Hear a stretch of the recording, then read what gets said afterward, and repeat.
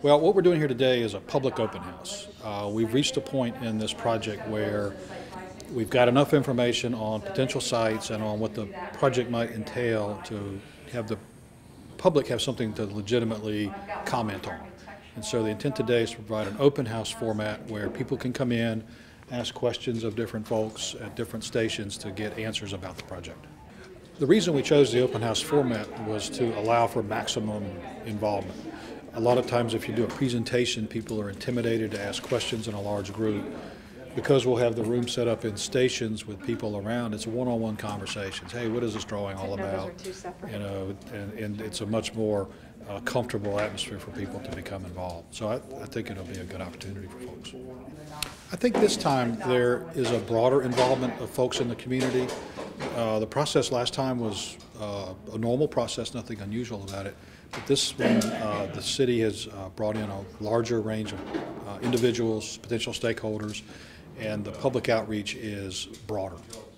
I was asked to serve as a member of the stakeholder and the shareholder committee, and what we're looking at is making sure that this is integrated into the comprehensive bicycle and pedestrian planning that's going on in the city.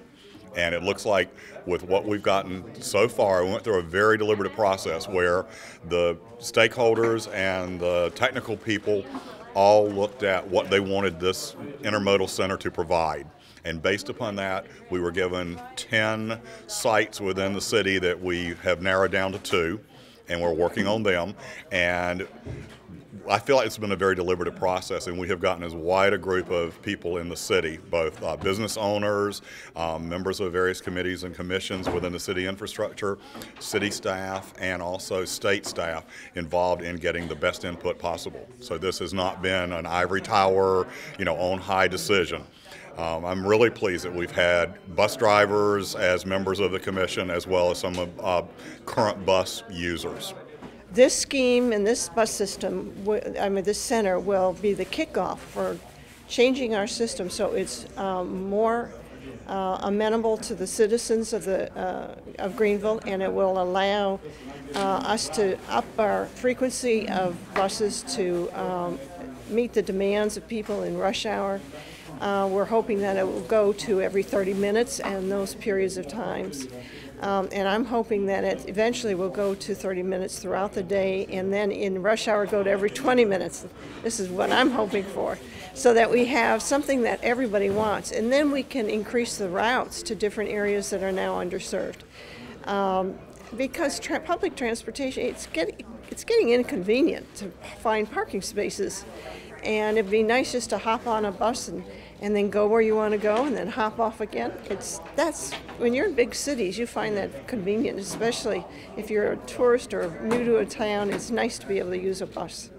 What we've seen in other places is if it's done right, it really can cause, first of all, significant growth in use of public transportation, number one. And number two, it helps change people's attitudes about public transportation, and so it becomes actually a magnet for development and other uses. Transit-oriented development is the sort of the buzzword. But if you go to Greensboro, for example, and you look at the area around the transportation center that 15 years ago was largely abandoned, unthought of, the transportation center project, some $30 million worth, has brought in at least 15, 20, 30 potentially investments in the area immediately around it over the last 15 years. So again, done right, it can be a catalyst. What this project means to me is an opportunity for our hometown to advance and create a new addition to the quality of life here in Greenville. Several city planners I've talked to from throughout the area have told me that with the newer generation particularly, they move to a city based on the quality of life and the amenities, and then they go find a job. And I feel like this transportation center, being that it's going to be a central location not only for buses, but for taxis, for rental bicycles, it's potentially close to the bike path, and also for rental cars, is going to be very advantageous. It will put all of this in a central location and help make our citizens use it more. This project is actually critical to the city if it's going to have a solid transportation program. Because right now when people ride the bus and they transfer, there is no place for them during that transfer process to use a restroom.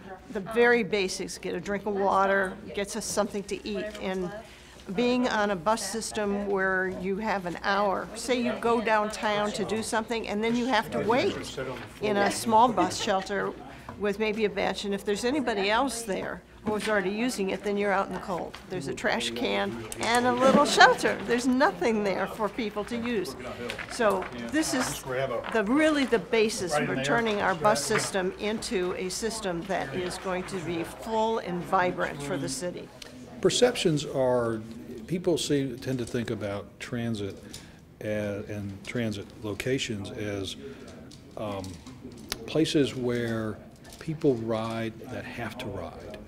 And what we're trying to do, and what good transit centers around the country do, is first of all be inclusive of those folks, but also be broader and bring in choice riders. And so part of the perception changing is providing a legitimate choice. I can commute. I mean, I'll give you an example. About 3 months ago, the bus system where I live changed their route structure, and now the bus literally stops in front of my house. And my office is downtown. And so every 30 minutes, I can hop on a bus, I can go to my office, and I can take it right back home when I'm ready. I mean, that's a sea change in how I commute to work. And as things become more convenient and more easy to access, that's what happens. Some people don't even know that we have a transportation system. The other thing that they don't realize that our buses are high quality, modern buses. Our buses support handicapped people. The front of the bus will dip down and a ramp come out so a wheelchair can roll right into the bus.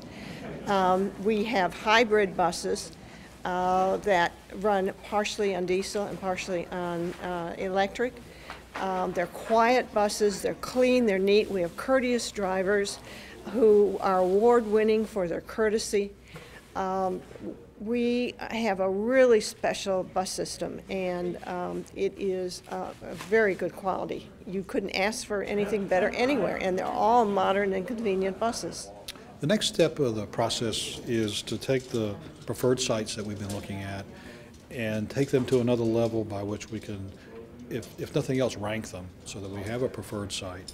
And we explore that and we determine, is it in fact achievable and acquirable and so forth, and if it is, we move that forward. If not, we fall back to a second option. So we also want to start exploring what this might look like architecturally and otherwise, and over the next 30 to 45 days, those are the primary activities that will happen.